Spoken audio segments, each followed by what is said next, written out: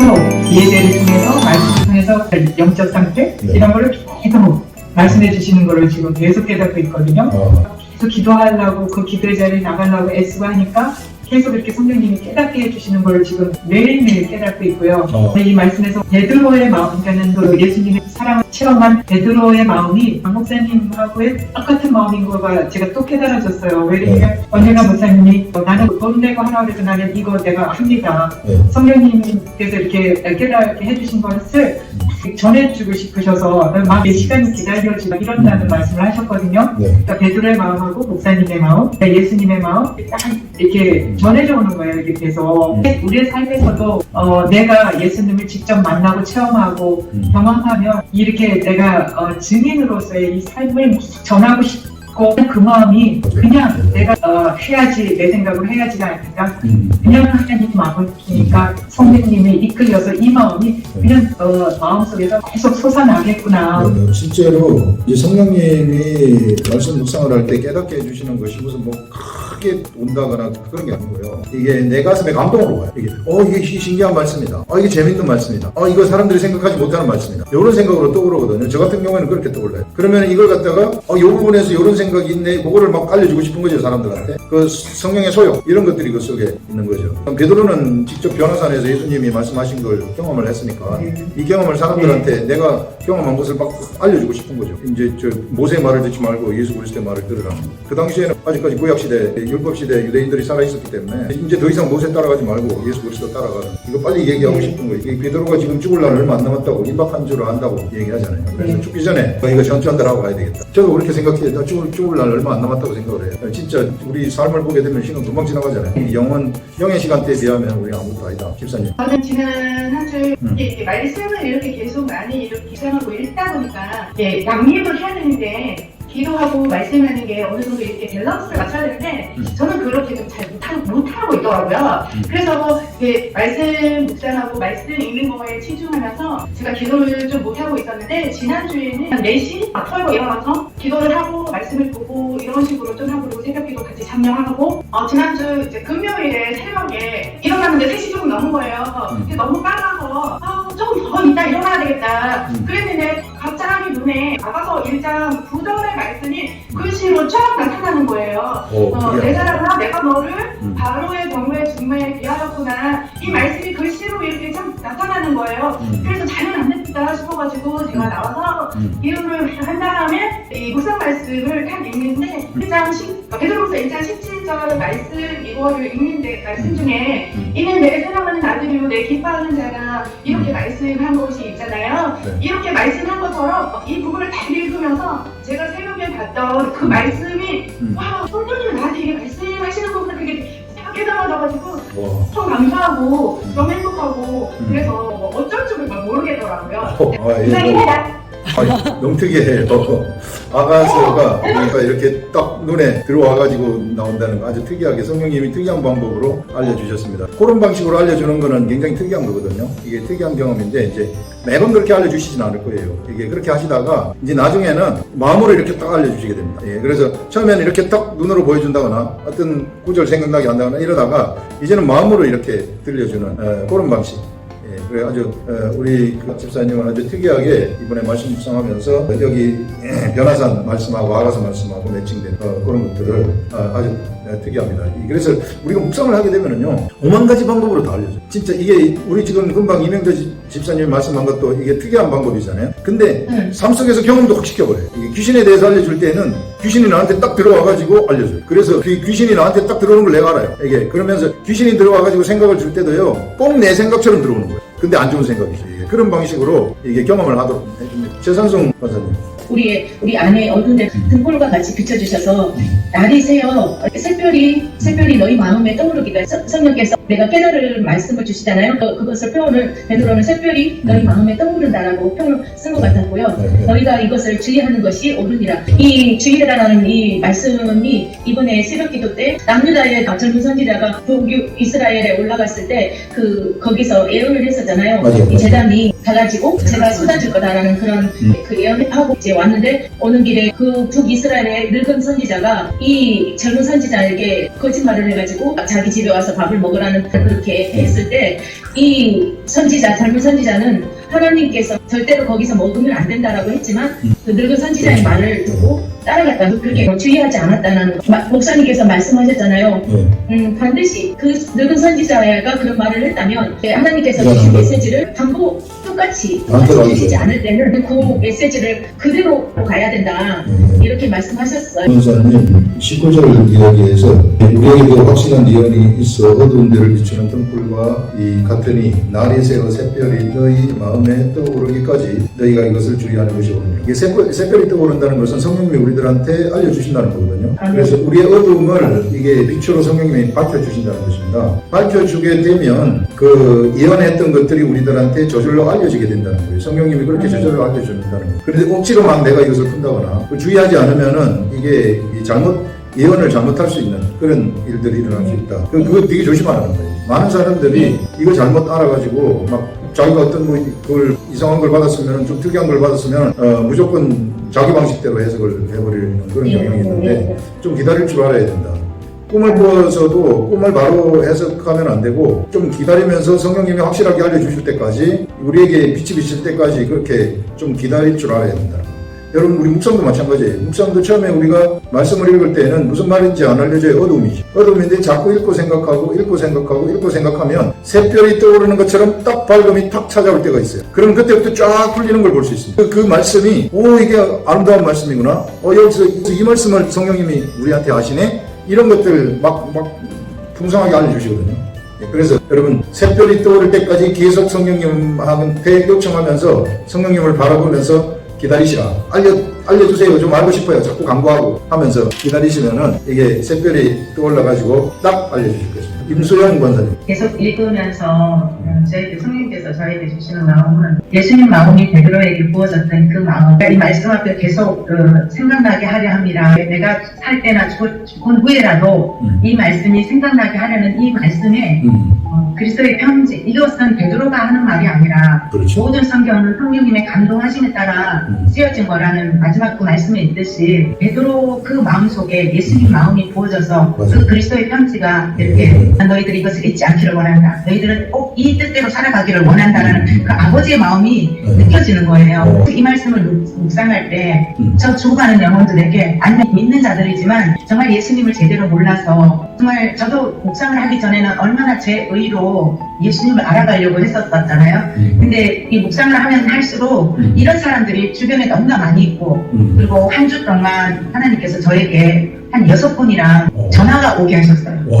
그분들에게 거의 한 2시간 동안을 통화를 하면서 이 말씀을 전해주기도 했고 근데 딱 한 사람은 제가 전해주지를 안 했어요. 한 달 동안 연락도 안 하고 전화도 안 하고 그냥 내 마음에 3년 반 동안이나 교제를 나눠도 변하지 않는 사람이라고 제가 밀쳐놓은 사람이 한 사람이 있었는데 이 말씀, 그 베드로를 통해서 부어주신 주님의 마음이 제게 확 찔림을 주는 거예요. 나도 그 영혼을 사랑하는데 자꾸 너는 왜 그걸 배척하고 안 전하느냐는 그 마음이 왔어요. 하나님이 저는 하기 싫어요. 3년 반 동안이나 했잖아요. 그래서 이제 하기 싫어요.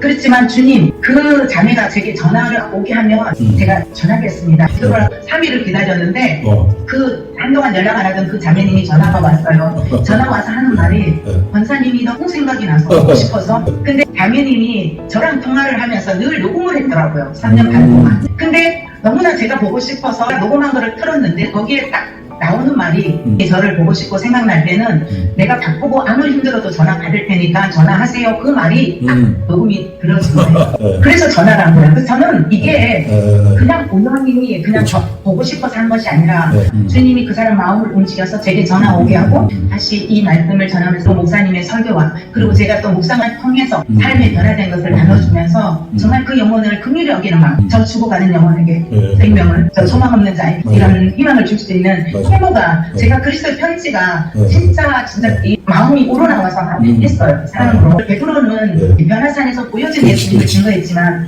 우리는 예수님을 그렇게 변화산에서는 볼 수 없지만 삶 가운데서 제가 이렇게 기도했을 때 역사하시는 하나님을 그렇게 증거하고 하나님의 사랑과 또 하나님이 그 행하시는 일들을 경험하는 한 주였습니다. 지금 이제 원사님을 중심으로 해가지고 막 사람들이 많이 붙여져서 그 사람들 정말 그 마른 뼈 같은 사람들한테 생기를 불어넣어주는 그런 일을 반드시 하게 될 것입니다. 왜냐하면 그 하나님의 마음이 이 속에 막 흘러내리기 때문에 여러분 우리들이 그리스도의 제자라는 게 그런 자들이거든요. 하나님의 마음이 내 속에 전달이 돼가지고 내 속에 있는 것이 이 옆에 있는 사람한테 흘러가도록 하는 거예요. 아멘. 마음이 흘러가게 되면 그러면은 이 막 메마른 뼈와 같은 그런 자들한테 이게 전달이 되면 그들이 생기를 얻어가지고 진짜 살아나는 그런 일들이 일어나고 이게 병자들한테 전달이 되면은 병자가 나서버리는 그런 일들도 막 일어나고 이런 일들이 다 일어납니다. 그래서 베드로 이때 영의 세계에는 시간 개념, 공간 개념이 전부 없어져 버리는 거예요. 이게 우리가 이 베드로서를 읽을 때에는 지금 바로 우리가 베드로의 마음, 베드로한테 주면 하나님의 마음, 그 마음을 내가 받을 수도 있고 내가 가질 수도 있는 그런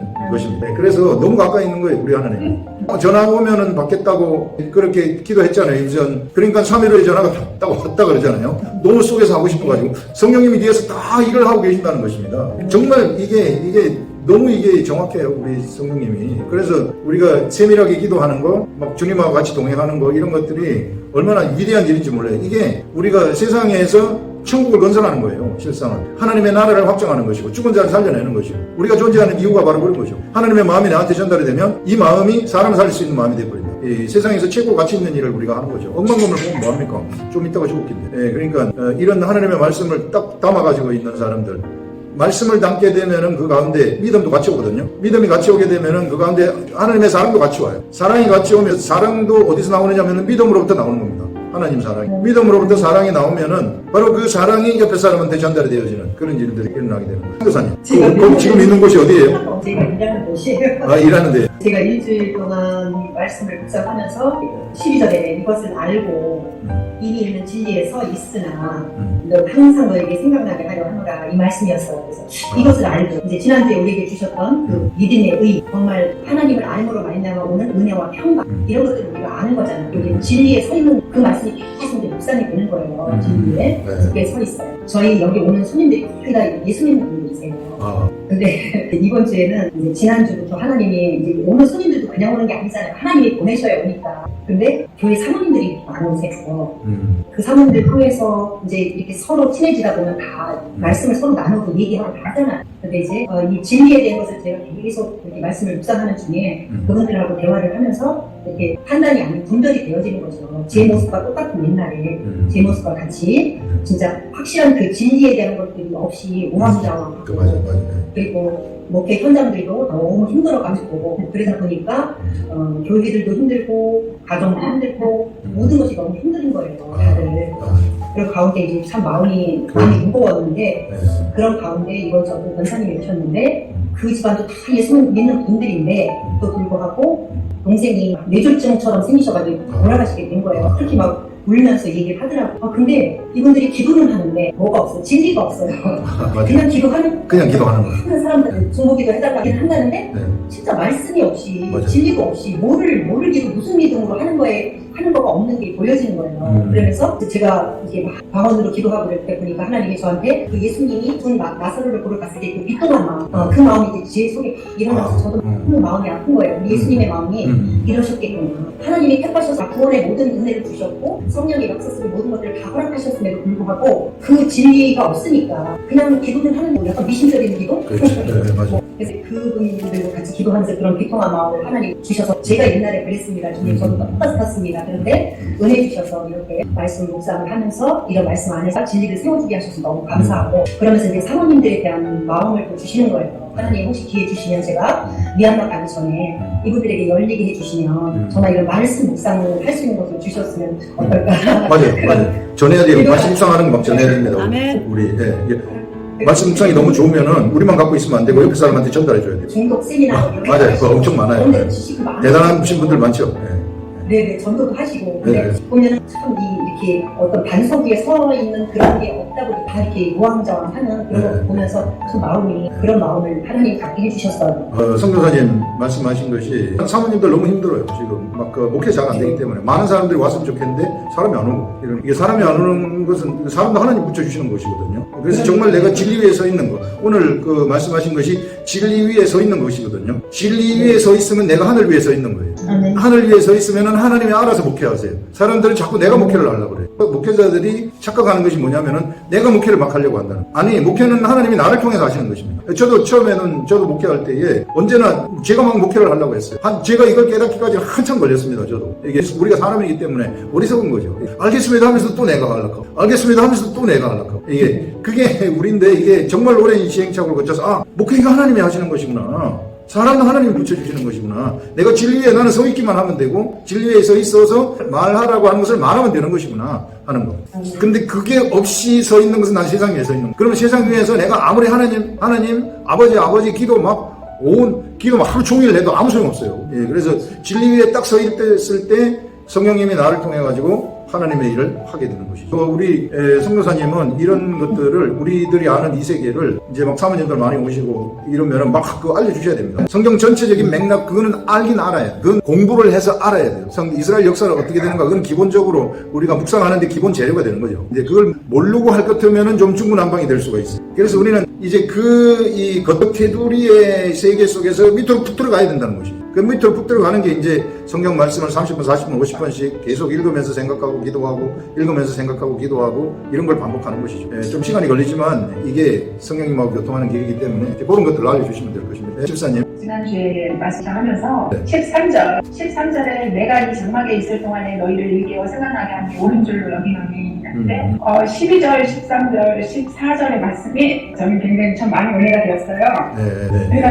이제 죽을 날이 얼마 남지 않았다는 것을 아는 거잖아요. 맞아. 정말 그 변화산에서 하나님을 그걸 본 그 은혜가 너무너무 충만해서 정말 우리한테 남아있는 사람들한테 그냥 유언으로 그 하나님의 말씀을 정말 기억해야 된다. 항상 기억하고 하나님의 그 약속을 잊으면 안 된다는 그 간절함이 저한테 느껴지더라고요. 그래서 이렇게 간절하시구나. 이게 저한테 이제 굉장히 강하게 느껴져서 나는 내가 정말 만약에 이제 이런 베드로 같은 그런 상황이었다면 내가 어떻게 했을까. 한편으로는 또 예수님이 제가 그동안에 성경 공부를 많이 하고 너 제자반 교육까지 하면서 그 말씀 암송 그 두꺼운 거 카드를 갖고 다니면서 너 그렇게 많이 외우지 않았니? 암송하지 않았니? 근데 그거 다 어디 갔니? 네가 힘들고 어려울 때마다 그 말씀을 꺼집어내서 그 말씀을 붙잡고 기도하고 그 말씀을 붙잡고 네가 일어서서 가야 되는데 네가 그렇지 않았니? 해서 나의 고난의 기간이 짧았을 수 있었는데 고난의 기간이 길지 않았나? 이런 생각도 들었어요. 다른 분들 묵상하는 것도 이렇게 들으면서 제가 지금 여기 앞으로 기도해야 될 사람들을 쭉